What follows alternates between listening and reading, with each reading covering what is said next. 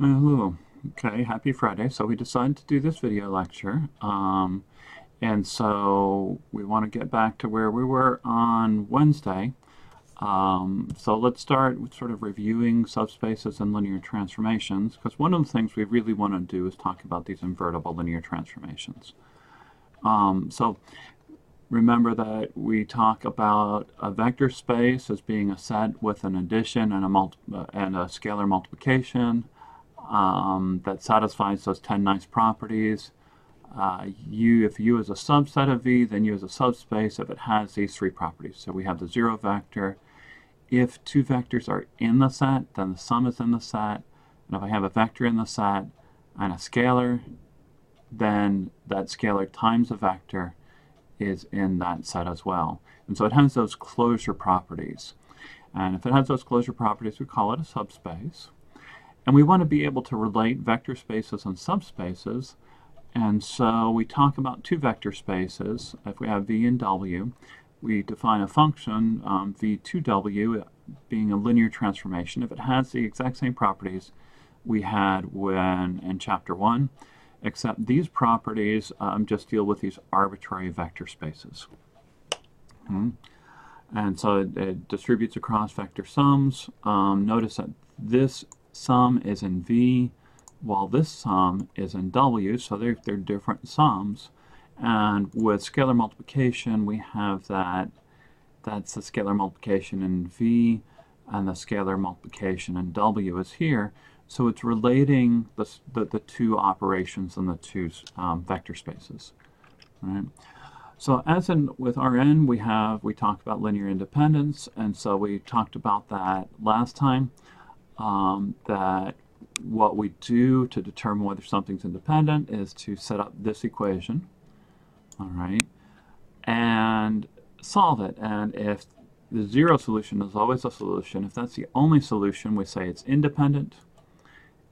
If there's more than the zero solution, we say it's dependent. Okay, we had that theorem 7 that said that we can cut down things. Okay, when we have a linearly dependent set. Okay.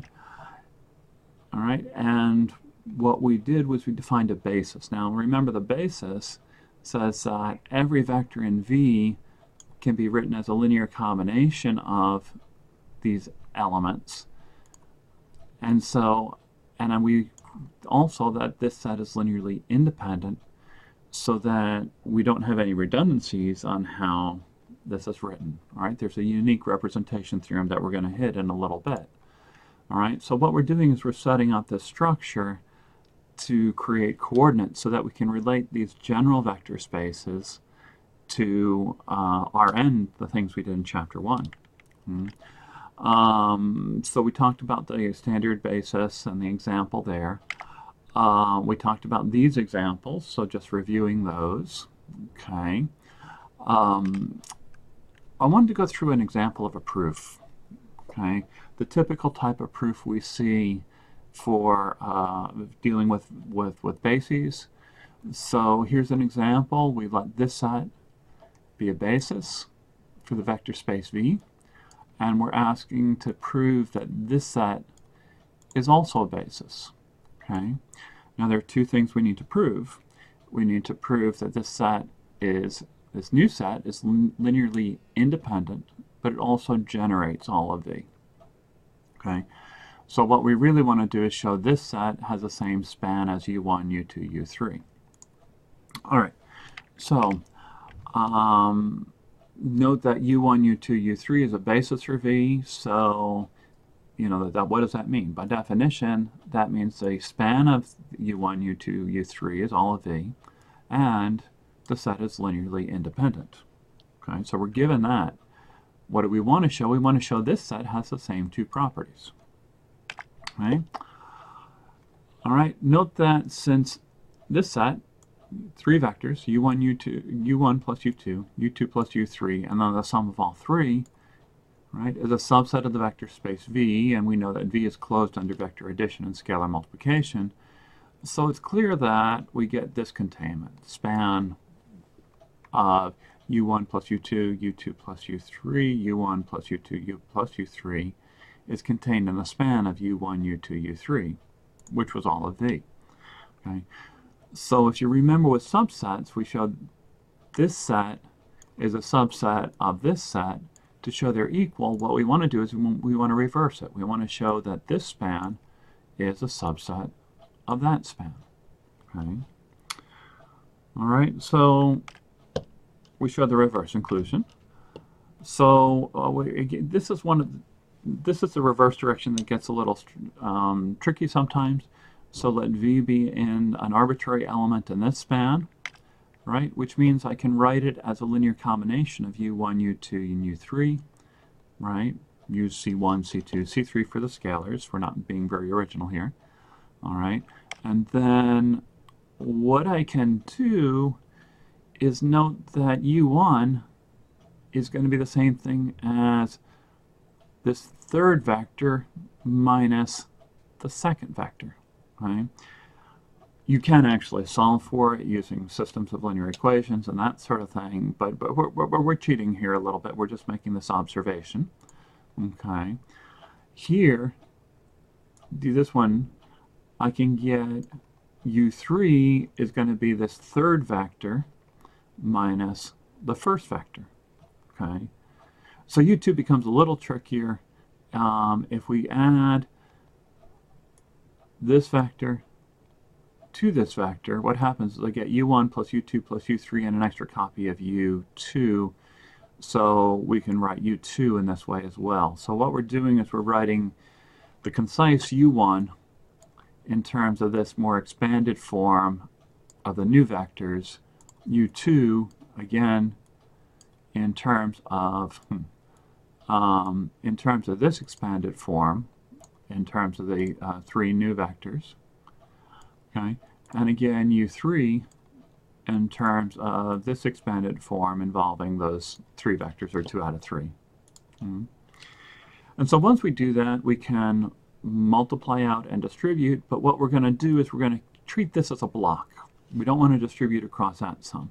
We're going to treat this one as a block. We don't want to distribute across this sum, right? And we want to treat this one as a block, and we don't want to distribute across that sum either. So we're just looking at those blocks, and when we do that, we get U1 plus U2 as a single vector, C2 minus C3. U1 plus U2, U3, right, it's going to be C1 minus C2 plus C3. And this block here, it's going to be C2 minus C1. All right, we go down, but this is clearly in the span of these three vectors. So since V was arbitrary, what I've got is every element in here is also in here, so we get the reverse containment. Okay. All right. So that means that we get equality, and we see this set actually generates all of V. All right. So that's one of the two things about a basis. So the problem with the basis is it has two properties and two substantial properties. So that means we've got two proofs in one. And so let's go and see about independence. Now, independence we're used to. Okay, that one's a more standard thing to do. All right. So we show our set as linearly independent. So what do? We set up this equation, right? Just like with the definition. And what we want to do is we want to solve this equation. How do you do that? We multiply, we distribute, we regroup, and we get coefficient of U1, coefficient of U2, coefficient of U3. It's essential that we say, since this set is linearly independent, we get all the coefficients equal to 0. Well, that's just a system of linear equations. We can solve that. It's a homogeneous system, and we see the only solution is the trivial solution. Right. So once we do that, we've got now that the only solution to this equation up here is a trivial one, which means it's independent. Since this set, our new set, is both linearly independent and generates all of V, right? The span of this is all of V. then we get this as a basis. Right? So this is a standard example of proving one set as a basis. And you know, V is it's this arbitrary vector space. We don't know what it is, but we still have that. The way to prove this. Okay. All right. We also proved the spanning set theorem last time, and this gives us a way to say if I've got a set of vectors that generates, I can cut it down by throwing out all the linearly dependent vectors, right? Saying this is a linear combination of the remaining vectors, right? So it's I've had to have a dependence relationship. I can throw it out, right? This just says take it out of the set, and it will still generate H, right? But now I have one less dependence, and I just keep doing that until I cut it down to a basis, right? All right, so that means if I have a finite generating set, I can cut it down to a finite basis. I will say not all vector spaces have finite bases. But if I can finitely generate a set, if I can come up with a finite set that I can write the vector space as a span of that finite set, I can get it down to a basis. You know, an example, by the way, of a vector space that does not have a finite basis is a set of all polynomials. Once I cut it down to polynomials of degree 5 or less, say, then that one will have a finite basis. Okay. All right. So this also, we can revisit the idea of finding bases for column spaces of matrices. Okay. And we've been using this. Theorem 6, we just sort of formalize it, give it a name. But we've been using this. You used it essentially on the homework that you're handing in today. Okay. And more generally, if T from V to W is a linear transformation that is onto, and V has a finite basis, then so does W. Well, why? Because that finite basis will generate, or the T of each of the basis elements will be a generating set for W, and it's finite, so now by the previous theorem we can cut it down to a finite basis. All right? So we say this, right? Since T is onto, the range of T is all of V. If I've got a finite basis for V, okay, then the range of T is just going to be the outputs when I put in all possible linear combinations of the basis elements. Since T is a linear transformation, I can distribute that. And what do I get? I get that this is a span of TB1, TB2, TB3. Remember, this is a vector. While it's a long name, it's just a vector in W. The same thing here. Okay? This one is just a vector in another vector in W. That one is just another vector in W. So we have those vectors in W, and everything can be written as a linear combination of those. Okay? So by the spanning set theorem, there exists a finite basis for W this way. So if I've got, but it's important that this is an onto linear transformation because I need every element of W to be written in this form. Okay? So let's see an example here. Examples are good. It's, you know, like, and let's talk about bases for column space, bases for the null space.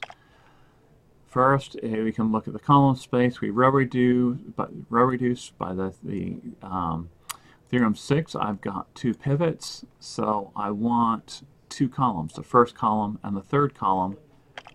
And I don't need to check anything. By theorem 6, it's actually a basis. Okay.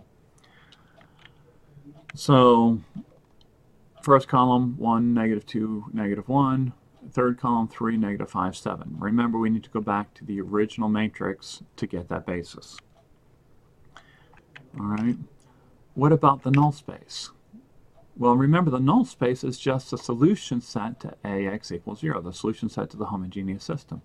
So we can just think of this, right, the reduced row echelon form. Remember, we've got this column of zeros that we hide typically when we deal homogeneous systems. Let's put it back in to make it clearer, right? We just put in that column of zeros there. and we go ahead and solve it just like we did with homogeneous systems. Right, we have two parameters, two free variables, x2, x4 are my free variables. And so x2 is s, x4 is t, and we go ahead and just write it out this way. So we see it's all sets of linear combinations of these two vectors, this 2, 1, 0, 0, and this 2, 0, negative 1, 1. All right, so those two vectors actually generate the null space. The question is it a basis? The key is, it is because the key is how we define the parameters. In particular, if I go back here to this expression, right, all over here, I'm sorry, the highlights are a little weird. The only way this expression could equal 0 is because of the second coordinate that says s plus 0 would have to equal 0. The last coordinate says 0 plus t is equal to 0. And so the only way this linear combination could be 0 is both s and t are 0, which means that the only solution is going to be the trivial one, gives me independence. And so I highlight it this way because these are the coordinates. This is the coordinate of the s parameter. That's the coordinate of the t parameter. Okay? And so that way of writing things naturally generates a basis. All right, so we actually get a basis for the null space this way. And so these are the processes we've used before. These are the processes we continue to use. It works, okay? And then actually they generate a basis. We just didn't call them there. We didn't call it a basis at that time. All right, so the thing I kept telling you about was that the unique representation, because the basis generates and is independent, it gives us a unique way of representing any vector in the vector space as a linear combination. So these C's, there's only one way to get these C's. There's only one solution to that. And what we're going to do is we're going to call those coordinates. But let's go ahead and see how both generating and independence give us this unique representation theorem. Okay? So we'll go ahead and prove that. So first, since V is in V, B is a generating set because B is a basis, right? Then every vector in V is a linear combination of B1, B2, Bk, right? So I can find scalars such that this equation holds. And this is just the fact that V is in the span of this B, okay? So this is where we're actually going back. This is where we're actually using the fact that the set is a generating set. All right, let's go ahead and see about uniqueness. We need to show these scalars are unique, but there's no other way to do it. And what we're going to do is, this is a standard way to show uniqueness in math proofs. I think we've used this before, but it's been a while. So what we do is we assume there are two ways to do this. So we assume there's a second way. Okay? And what we do is we show that actually both ways were the same. That if there's a second way, it had to be the same as the first, so there's only one possibility. Okay? All right. Then what we can do is we can use this expression, right? I notice that the 0 vector is the same thing as the V minus itself. Okay? Well, but what I'm going to do is I'm going to write these V's in two different ways, right? We've got the original way, this C1 through CK, and then we have this alternate way, supposedly, right? The A1, B1, all the way up to AK, BK. All right, we go ahead and distribute and regroup, and what do we get? We get that the coefficient of B1 is going to be C1 minus A1, right? Here's the C1. All right, I need to distribute this negative to all the A's, and there's the A1. Right? Yeah, okay. Again, here's the CK. Once I distribute the negative to all the A's, I get minus the AK, and the same thing with everything in between. All right. But what do we know about the b's? Well, the one b is a basis. We use the fact that it generates, and we're trying to use the linear independence. Well, remember, all of this is equal to 0. So the only solution is when all the coefficients of the b's are 0, right? So this has to be, that has to be 0. That has to, that has to be 0. All right, so everything is 0, except for the b's, of course. Since b is linearly independent, we have all of these are equal to 0.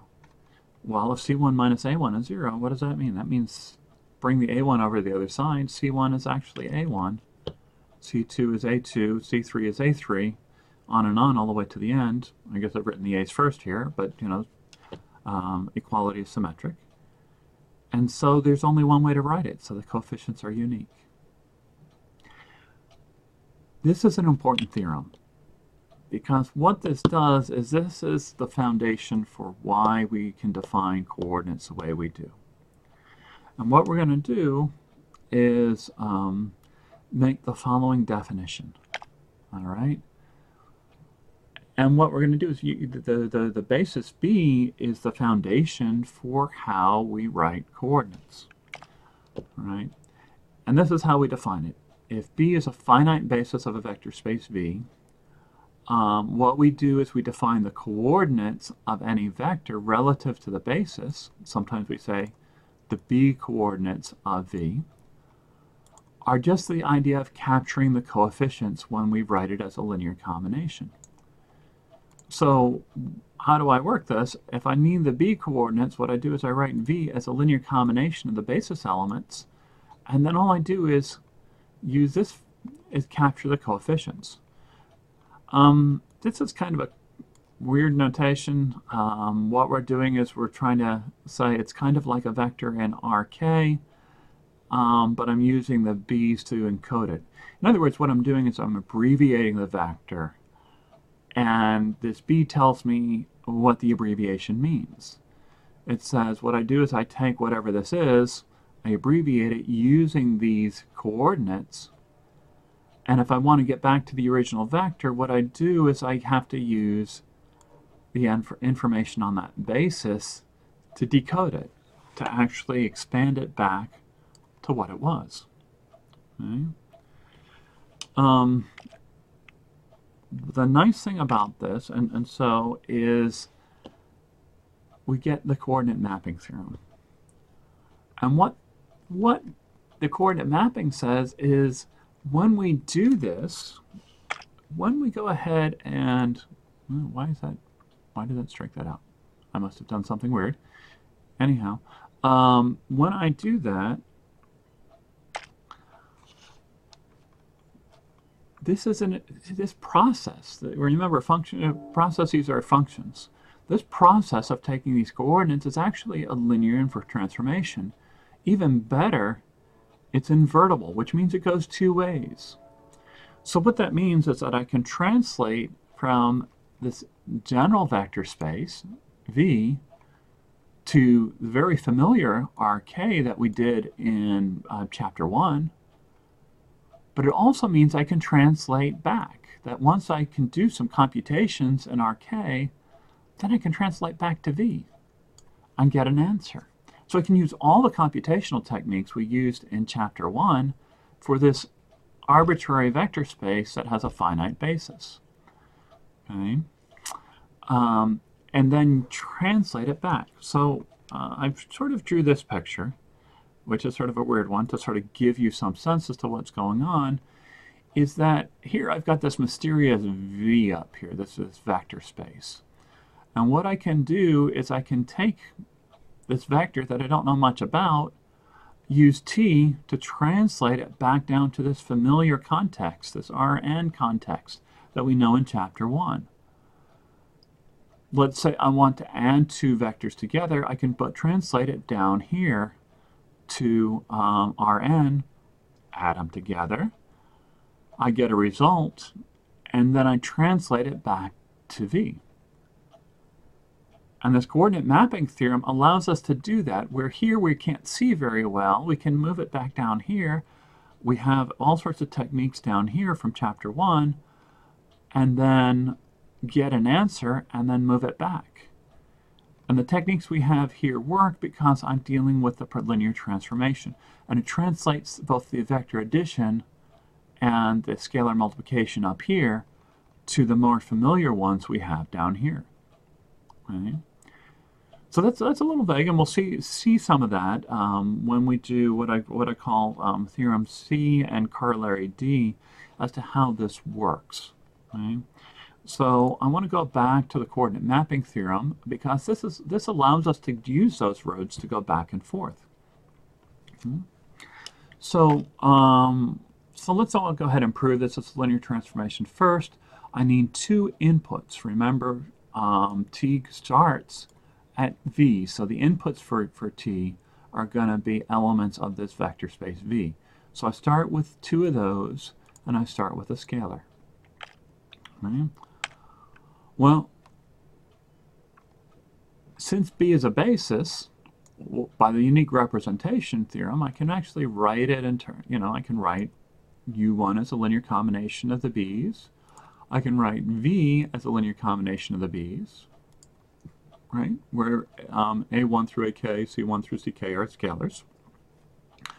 So when I write T of U plus V, all right, we're trying to prove T is a linear transformation, so I can't distribute the T right away. I actually have to use a definition, right? I can add these two together. I can combine the like terms. So this is a vector sum U plus V. But what does this mean? It says take the B coordinates of these. So what is that? That's just going to be a vector where this is this is the first coordinate. That's the second coordinate.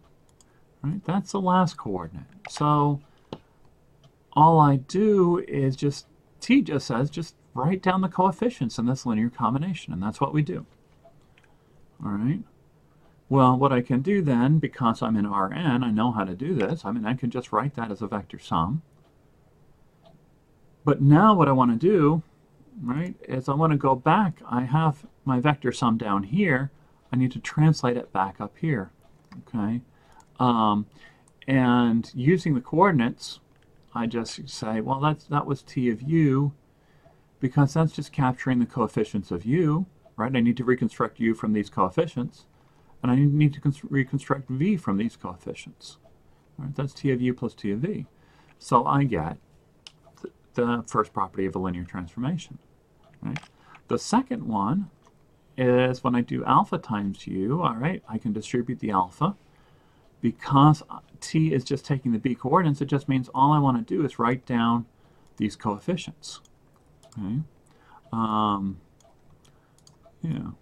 All right. All of those and put those in a vector. That's all I'm doing with coordinates. This is an Rn. We know how to work in Rn. We just pull out the alpha.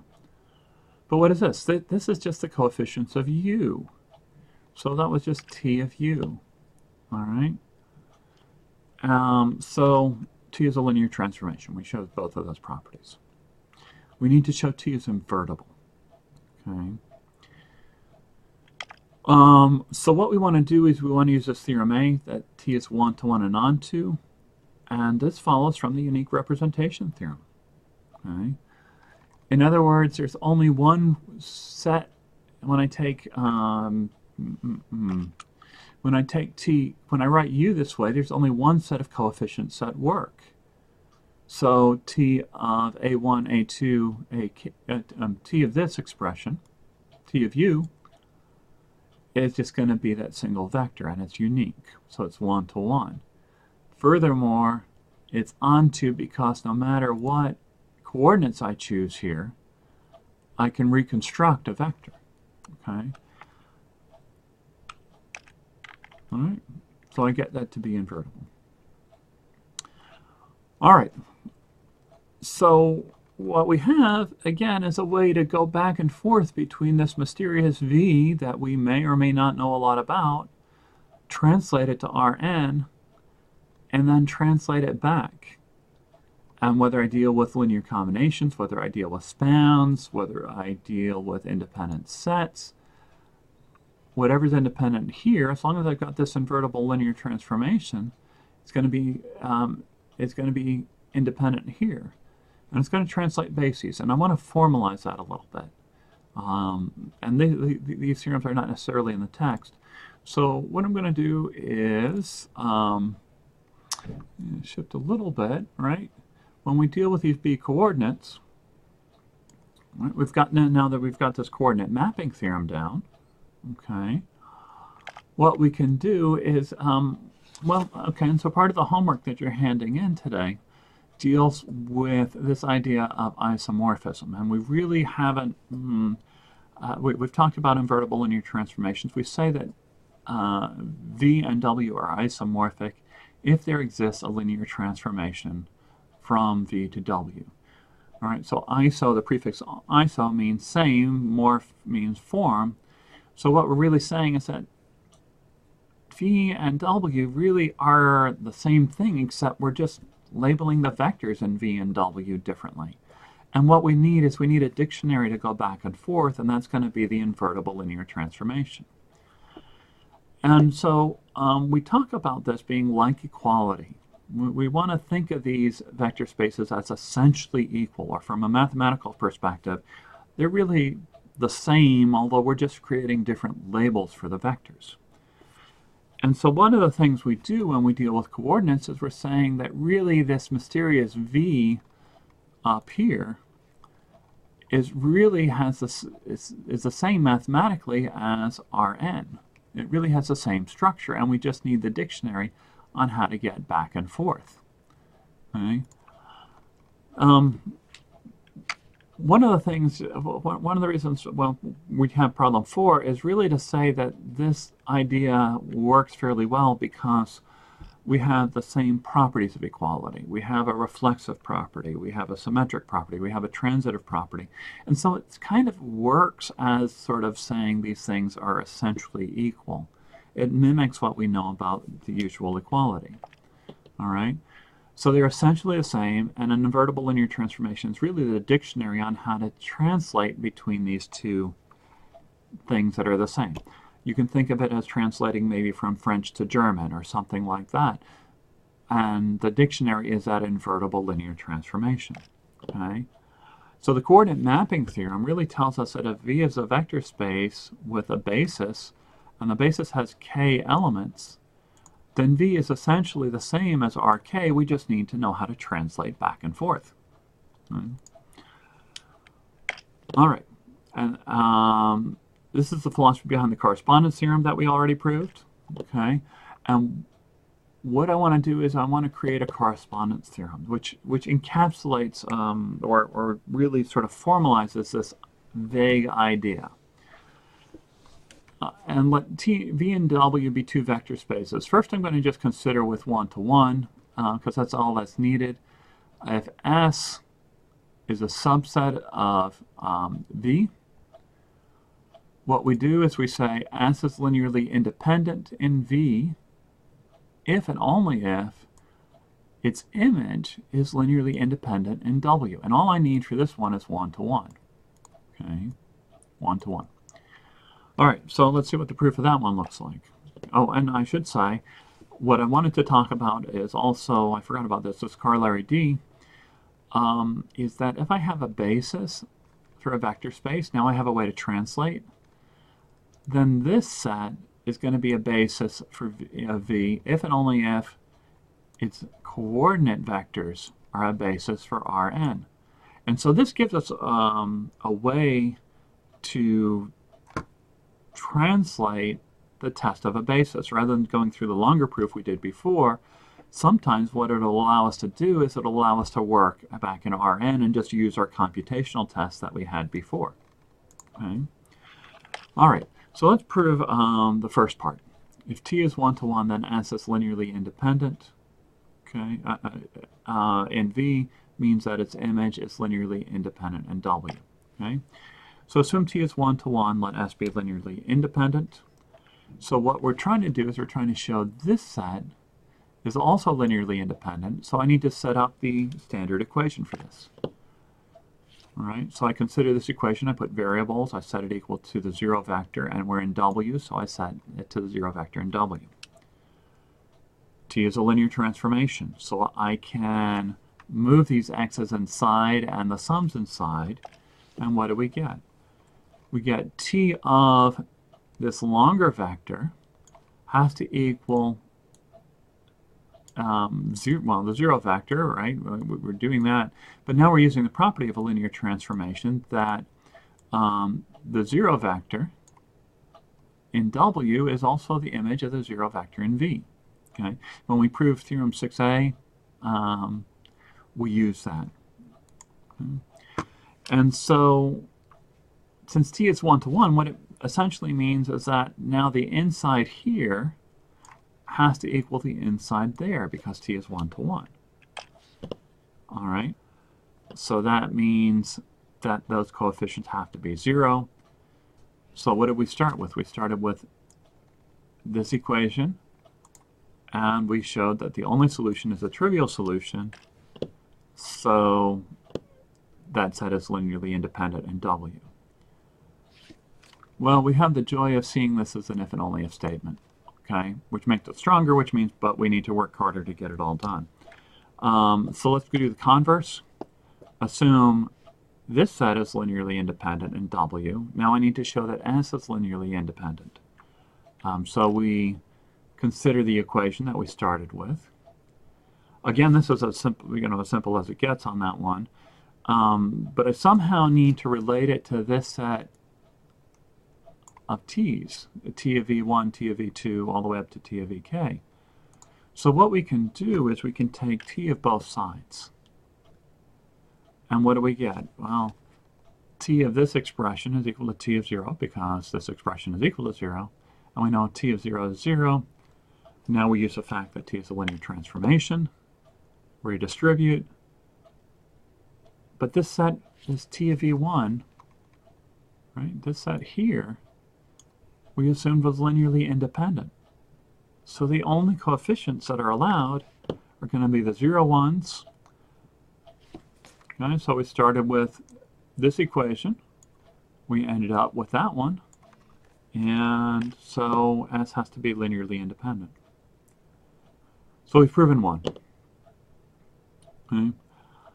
Let's go ahead and finish this theorem. And when we do that, assume T is invertible so that T inverse exists. So we're going to use the inverse function. All right. Assume S generates del V and let W be a vector in there. What I want to do is I want to show that this W can always be written as a linear combination of these vectors here.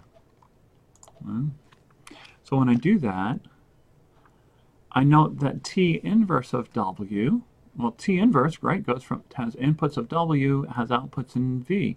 So this is the output of T inverse, so it's in V. And because it's in V, I know I can write it as a linear combination of my set.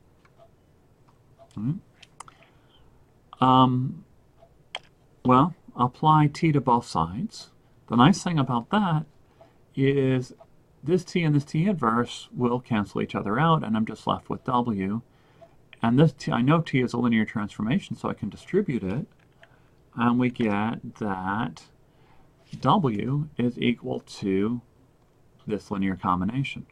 So it's in the span. All right.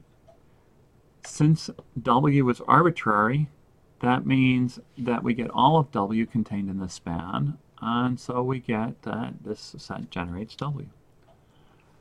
All right. So I want to save myself some work, and I'm going to pull a trick on this next one, right? Because it's if and only if means I need to go the other direction. But if I think about it, what did I do? I started with T and I used T inverse to do this argument. But what if I start with T inverse and then use T? I can use the exact same argument, except I'm switching where I start, where I end, the V and W get turned around and things like that. But what I'm going to do is just sort of say, note that since T is T inverse inverse, we just apply the previous argument. We switch the roles. Everywhere I see a t, I put a t inverse. Everywhere I see a t inverse, I put a t. And then I exchange the roles of these sets. So in other words, everywhere I see a v1, I put t of v1. Everywhere I see a t of v1, I put a v1. And I keep going. And the same argument works. All right. It's a Friday, so we need to get somewhere to the end. And then the second one, so we get an if and only if. And this third one, note that if t is invertible, it's both 1 to 1 and onto. So I get a set generates in V if and only if it generates in W. It's independent in V if and only if it's independent in W. And so this is just applying what parts 1 and 2. Okay? This is a powerful theorem. And I will say that the whole idea of coordinates was to apply it really to one specific case. And what we're going to, and that's where this corollary D comes in. And what I want to do is I want to say that that this be a basis of a vector space V. So once I have a basis, I have a coordinate mapping, so I can know how to translate between V and Rn, right? Where I have n basis vectors, right? Then a set U1 through UK, and V is also a basis for V, if and only if the set of its coordinates. Remember, this is a funny notation, but all that means is that's just the column vector consisting of the coefficients, and so that means I'm in Rn. I'm in this very familiar context, all right? So this corollary just combines the coordinate mapping theorem and that theorem C that we just proved. Okay. Why? Well, remember, going back to this diagram that I keep bringing up, T is invertible. The coordinate mapping is an invertible linear transformation. So when instead of writing T of V1, I just write, or T of U1, I just write U1 in this funny notation, and that's all that is. That's just that T of U1 in this context, where I have this coordinate mapping. Right? So yeah, we've got, let's see, yeah, all right. All right. So that's all we're saying here is that T of Uj is just going to be this funny notation in Uj, okay? And that's the coordinate mapping theorem. So it allows us to actually answer some questions in this general vector space in a much easier way, as long as we remember how it translates. And when I look at proving things or determining things, we need to be explicit about how we do this. In some sense, we've been intuitively doing this when we work with polynomials and we just look at the coefficients of the monomials there. We do something very similar. All right, and so really what we can do is use theorem C and corollary D to say if a vector space, to prove theorem 9 and 10, these are really just observations. And what I'm going to do, I think, is really just stop here, and then we can talk about some of this Monday and sort of see how some of these things work. All right. I hope you enjoy your weekend, and I should be around for questions later this afternoon. All right. Bye.